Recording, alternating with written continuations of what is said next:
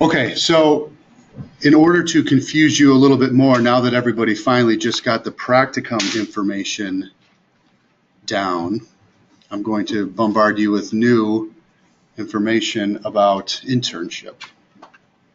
Okay, just to kind of go over what it is we talked about, and you should know already, practicum hours, you're either doing 600 or 800 total hours, and that's a requirement of the Chicago school. It has nothing to do with state licensure. Internship is 1,500 hours, and it's a requirement for both the Chicago school and for the state of California. The state of California requires you to do 3,000 total hours for licensure. The first 1,500 is done in internship.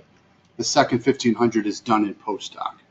Additionally, just so you know, big picture information, you also take the EPPP, which I know I talk about it in a lot of my classes, and most instructors do. And then the second thing is the CPLEE, which is basically the laws and ethics exam for California. If you're getting licensed outside of California, you want to look at your particular state requirements and make sure that you're doing things ahead of time. I also emailed this PowerPoint out to everybody, so you should have it. If not, please let me know. For internship, the main thing to keep in mind is that you have to be supervised by a licensed psychologist. That should sound very familiar because that's the same exact requirements as your practicum. And the difference is for internship, you have the option of doing it full time so that you can actually get the 1,500 done over 1 year. If you do the math, 40 hours a week times 52 is 2,040 hours. So you've got a couple hours to play with. But this is where the out of state or the state in addition to California requirements really comes in, because some states require 2,000 hours of internship. So you want to know that going in, just in case. Any questions so far? In our program, we have 3 options to choose from. Option 1 is actually through KPIC, and then option 1B is through APIC. Is anybody familiar with APIC or KPIC at this point? Okay. KPIC is the thing that I'm going to suggest that you do, and here's why. APIC changed the regulations for which schools can participate in the program. They changed the requirement to make it an APA accredited program only.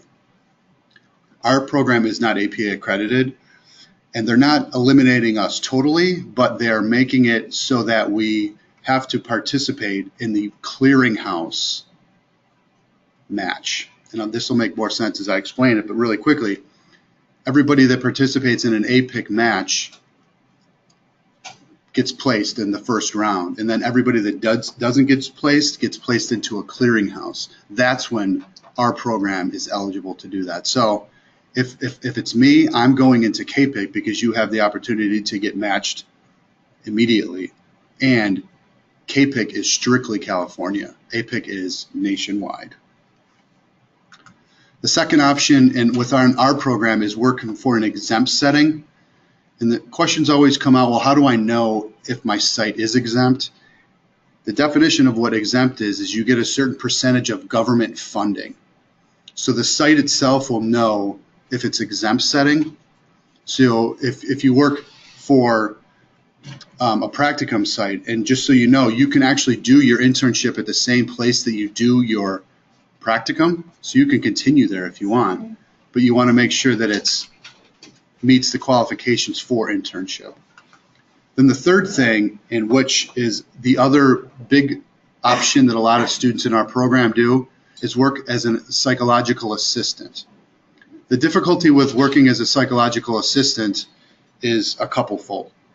First, you have to get pre-approved by the board to do your hours as a psychological assistant. Number 2, it's usually done at a private practice.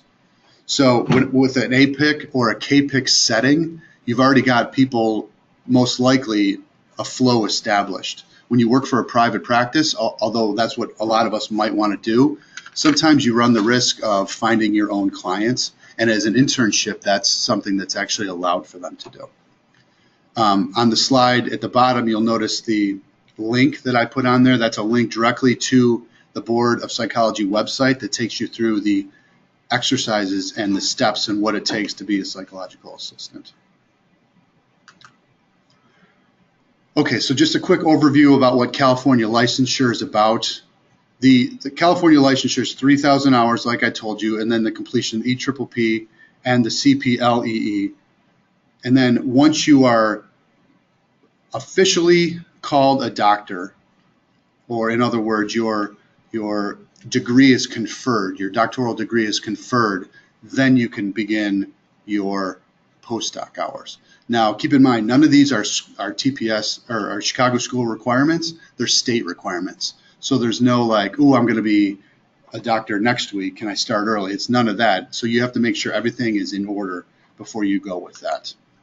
The state is also sticklers for detail.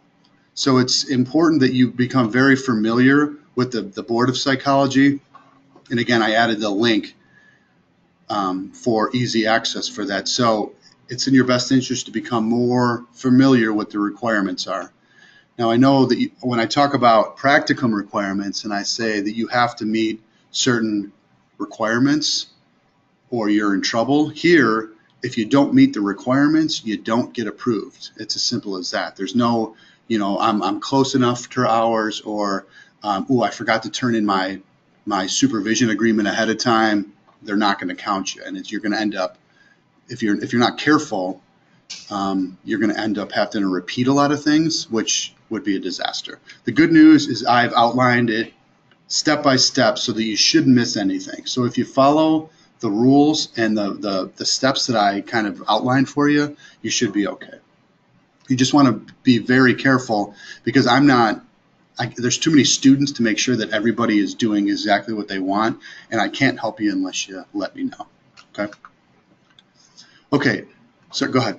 Is there any way we could transfer our internship over to a postdoc? So the question, if you can you transfer any internship hours to postdoc? So what you're talking about is staying at the same site from internship throughout postdoc. You don't need to transfer anything. If you finish your internship hours, your 1,500 internship hours, you get your doctoral degree awarded, you can transition seamlessly into the postdoc hours. But the board is going to look at your school paperwork and ask when your degree was rewarded, and they're not going to count any postdoc hours before that date. So you can actually do your internship at the same place that you did your practicum and at your postdoc if you wanted to. You can do it at all three places. Okay. When you say completion 60 credit hours. This is a big picture outline of what it is that makes you eligible as an internship candidate. So 60 credit hours is how far along in the school's program you have to be. This is negotiable a little bit if you've got an outstanding class or two that you need to take, but it's in your best interest because most internship placements are full-time, and then it's really hard to add classes. Imagine how difficult that would be. You're working 40 hours a week at your internship site and then still trying to take a couple classes at the end. People do it, but it's more work. So if you can avoid doing it, it's easier. You obviously have to be in good standing within the institution. You have to have a 3.0, and then you can't have any program incompletes. And then this last piece is huge. Your dissertation proposal has to be at the approval stage. If you followed the course of outline for dissertation, you're going to be on track. The trouble is if you waited because you had changed chairs or you had to redo a section, you're going to fall behind. So you want to really make sure that the proposal is approved at the appropriate time it's supposed to. There is some wiggle room in this, but it's in your best interest not to have to worry about that. So if you've got that thing done, you already checked that box and you can already move on. Any questions? Go ahead. Approved by the IRB? Approved by your chair. Oh. So your dissertation instructor is the one that improves that. Right, okay. I want to say it's Form C, but don't quote me on that. Okay, so at this point, you've got a couple of months before you're even going to get placed, but all the stuff is starting to open. It actually opens officially on October 9th, the KPIC site. The APIC site, the list came out already, but remember, you're not eligible for APIC just yet. So I suggest you start looking into the KPIC sites on October 9th. Now, they changed things around a little bit, so that the school actually has to approve you as a student on the KPIC website in order for you to be eligible. So my understanding is on October 9th, they are sending an email to me, which I'm going to send out to everybody that has a code that says this is the code that the school has provided me, which makes me eligible to sign up for KPIC. Okay? The good news about KPIC, it's California only. So you're competing against other people in California, but there's a lot of sites, and there's actually a lot of sites last year that didn't have students to place at. One of the reasons is sometimes KPIC sites are unpaid. So you have to balance what's best for you about what makes most sense. This is actually the option to why a lot of students choose psych assistant routes, is because the majority of psych assistant positions are paid. So you have to kind of, and that's why we're presenting this information to you now to see, hey, can I balance a part-time job and a full-time internship? Do I need a paid internship because I've got family to support, whatever the case may be? These are the things you have to keep in mind. Additionally, and this is, we talk about in practicum, you have to complete 800 hours in practicum, right? Some people get the hours waiver and only have to complete 600. The trouble is you are going to be competing against individuals that have 2 years of practicum. So if you're that person sitting there that says, okay, I did qualify for the waiver, I only have to complete 600. This is why I told you it's still in your best interest to do as many hours as you can. Because if you do the math and you are competing against somebody that did 2 years of 800 hours, you're looking at your 600 hours versus their 1,600 hours, which looks like a stronger candidate. So you have to leave it up to you. KPIC understands our position, and you can count the hours you did in your master's, but you can't count them in your total hours. And I'll explain that more moving forward. APA accreditation is a question that comes out all the time, and I'm not going to say that you need it or don't need it. It really depends on you. But this is the time to do your research to see what it is that you want to do moving forward. The fact that our school is not APA accredited does not eliminate you from APA accredited internships. So that's important to keep in mind.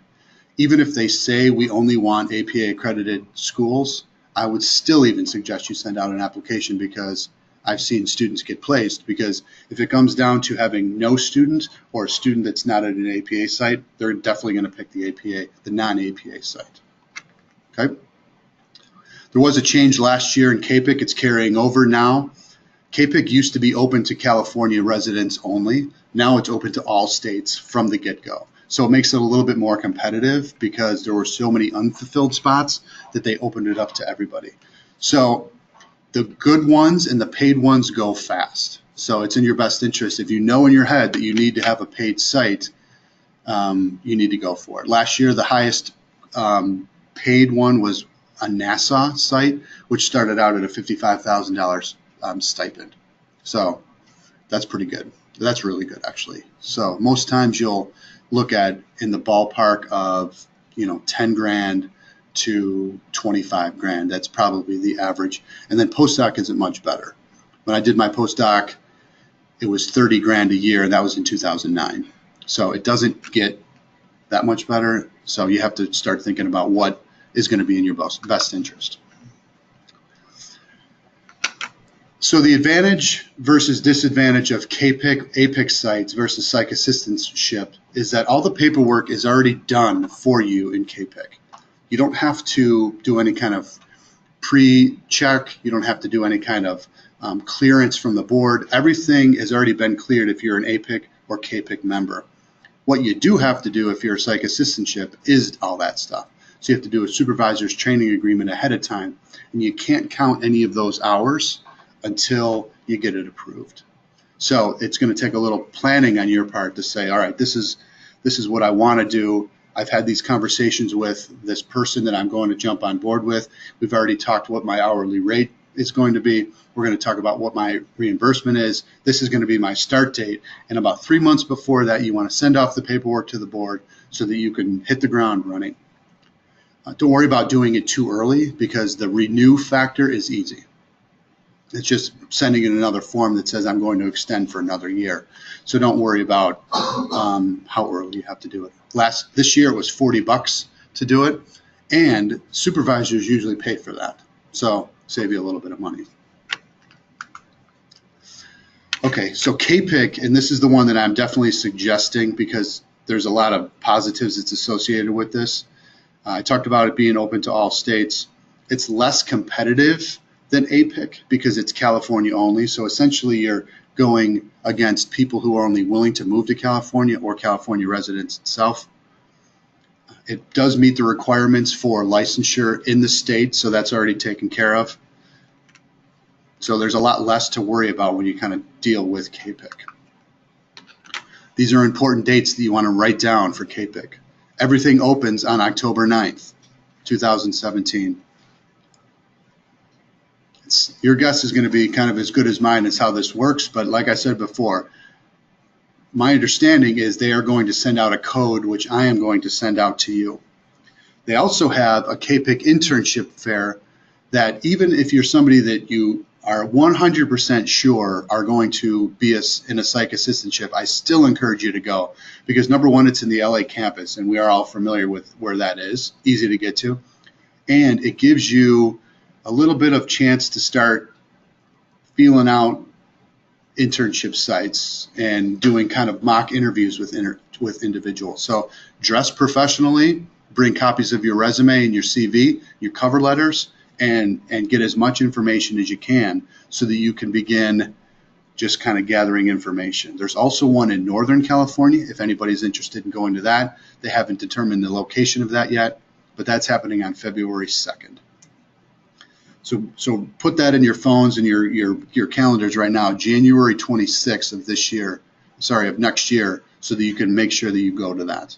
Then the other, sorry, go ahead. So if you were to do the APIC, we will have to wait until April 3rd to be considered, since we're not APA accredited school. Are you talking about the clearinghouse? So this is KPIC, remember. This is not APIC. So, but the APIC clearinghouse date hasn't been established yet. But you have to wait. You're exactly right. You have to wait till that APIC clearinghouse date has passed before you're considered. If you decide you want to, there's sites on APIC that you know that you want to do, you still can participate in KPIC. You would just not rank any of your sites and then be reliant that you're actually going to get placed. The advantage of KPIC is that you could be done and placed before the clearinghouse even rolls around. There's a couple other deadlines that you really need to take into consideration. So in order to be considered for the first match, you have to have your applications complete by March 29th. If you turn it in on March 30th, you're going to have to wait to the second match to participate. And this is one of those firm deadlines that they hold to. So this is the absolute last day that your application should be completed. And then they have what they call a notification day. So notification days are the same for APIC and KPIC. So you go on, if we just are looking at this big picture, you sign up for KPIC and then you start submitting your applications in a few months. Once you start submitting your applications, you'll start getting information from sites, and then you'll start going on interviews. And then that's when you're making decisions about, all right, do I like this site? Do I see myself working at this site? And then kind of filing that away. Hopefully you're going on, 5 to 10 interviews if you can, just for number one, for experience. Number two, just so that you're weighing all your options. So after you go on the interview, you decide, all right, am I going to rank this site? And then that goes into your application. Your final application deadline is, this is my rank order of sites. And that's March 29th. And then on April 3rd, you get a phone call or an email from the site that says, hey, welcome aboard. We matched you. Or you go into clearinghouse for KPIC, and that's anybody that didn't get matched. It's a weird algorithm in computers. So the site ranks you, and then you rank your sites. So if you and the site both rank each other number one, there's a good chance you're going to get matched. And then depending on how many other people, I'm not actually even quite sure how it works, but you get matched depending on who you put on your list. The thing to keep in mind is if you put somebody on your list, you have the chance of being matched to them. So if you got 4 sites that you love and the 5th site you're not quite sure about, you got to be very careful about whether or not you're going to put that 5th site on your match, because there is a possibility you could get matched to it. So then you run the risk of, well, if I don't put it down, am I going to get myself out of the running for it? So there's a lot of give and take about what it is you're supposed to do next. How many you put yourself on? Sorry? How many sites do you rank? You'll probably rank, if you go on 10 interviews, you'll probably rank 5 or 6 sites. Because you could rank all 10 if you wanted to, but inevitably there's probably going to be sites that you don't like as much as others. And then you either rank them low or you don't rank them at all. Okay, everybody with me so far? Okay, so here's how the KPIC application process works. So we talked about the student approval and how that works. And then the second step is you complete a CERF form, CERF. Once you complete all the CERF, the CERF form, that's when the application is actually complete. What that consists of is a pretty simple application compared to the APIC ones. They're going to ask you for an autobiographical statement and a statement about your theoretical orientation, and that's also where you put your references. Now the references are e-references, so that's another reason why we're talking early, is so that you can start now reaching out to your references or your letter writers so that they can begin to think about putting a letter together for you. And what you want to say to them is, if you can just start putting together a letter for me, and then I'll send you instructions on how to do that. Because with KPIC and APIC, they're going to require the letters be sent directly from the letter writers. Some sites require transcripts to be sent. So you want to make sure if you're doing that, you're following the directions. Same thing we did on practicum. There's a couple standard things on every application, CV, references, etc. But there's also sites that, for example, testing sites that want to see testing examples that you've done. If those are included in your application, then your file is considered incomplete, and they're going to throw your application away. Because remember, these sites, especially the competitive ones, get bombarded with applications. We look at everybody in the room right here, and this is only one of 6 classes of internship potential students that are going to be competing, not to mention all the other schools that we have in the area. So start early, get good letters, and get your stuff together to give yourself a best chance to get some of these competitive sites. Go ahead. It says it has space for 5 references, but do you need 5 references, or is just for someone who just wants to? Well, if you put 5 references down and you get 3 in the back, that's good. Some sites want more than that. Most sites want 3. So even though it has, I would just be confident that you can get at least 3. Okay. There's no initial cost to sign up for KPIC initially, but it does cost money when you start doing it. So October 9th, when all this stuff starts, feel free to start the ball rolling. And then when it comes down to it, you might even decide, you know what, in the meantime, I've talked to this person I'm going to do a psych assistantship with. I don't even need to go through KPIC. The other advantage about having the KPIC internship fairs at our school is I already told you the date for it. So you don't even have to sign up yet to do it. I highly suggest you do sign up since it doesn't cost anything anyway. but this will send you out reminders. It says, okay, this is when the southern one is, this is when the northern one is. Okay. Okay, we talked about a lot of these things already, so just to kind of go over these.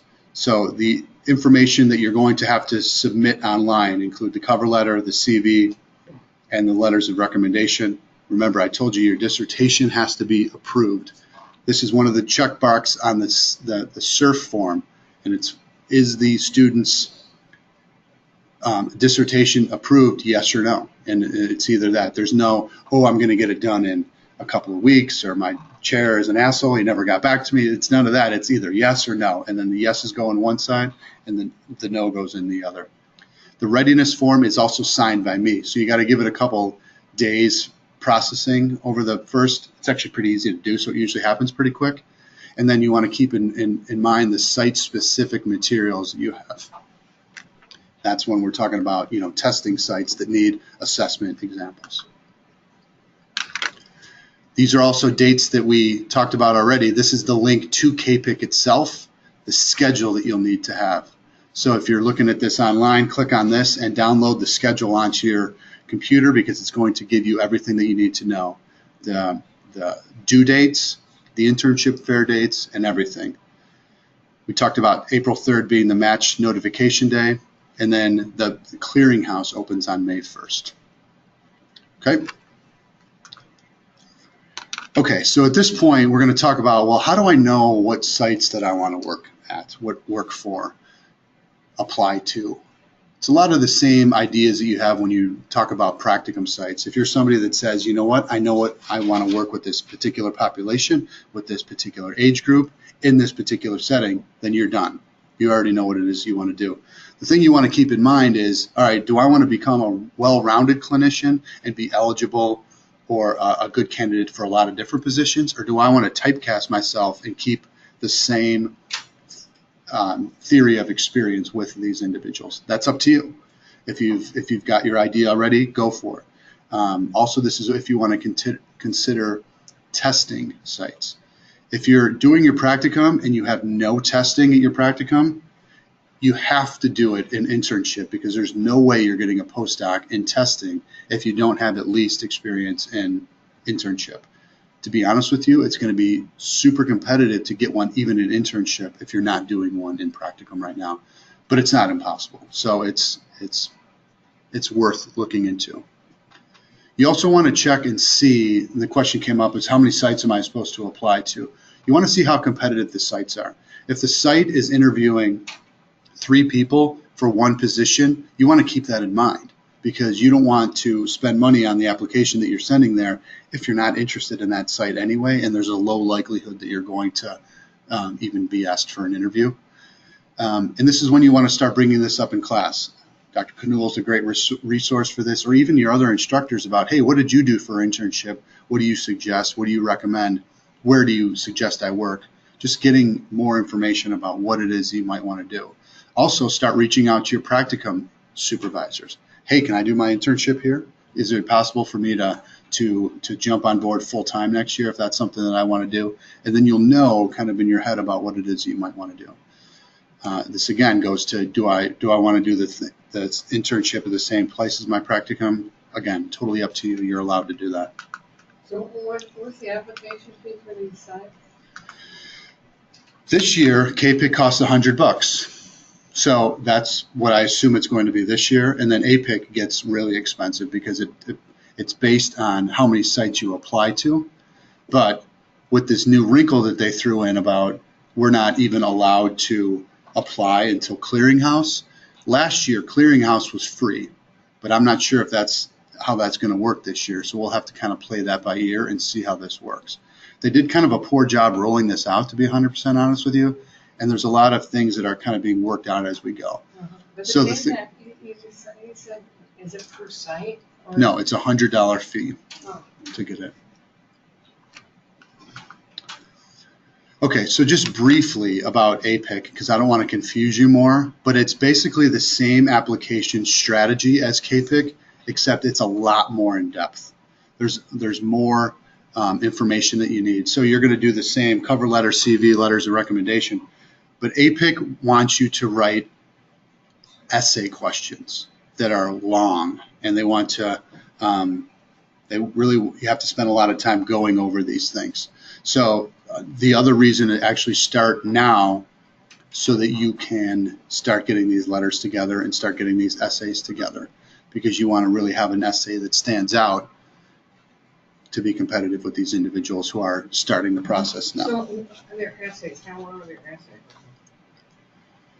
There's not a number limit or a word limit or max or minimum. It's depending on what it is that you want to write. It's a lot of work, but this is why APIC sites are uber competitive. And really, it's just a way to narrow down applicants for sites to review. The other brief advantage for APIC is all APIC sites do have a stipend. Might not be very much, but they're required to have a stipend. CAPIC sites are not required for a stipend. So you could essentially have a zero stipend.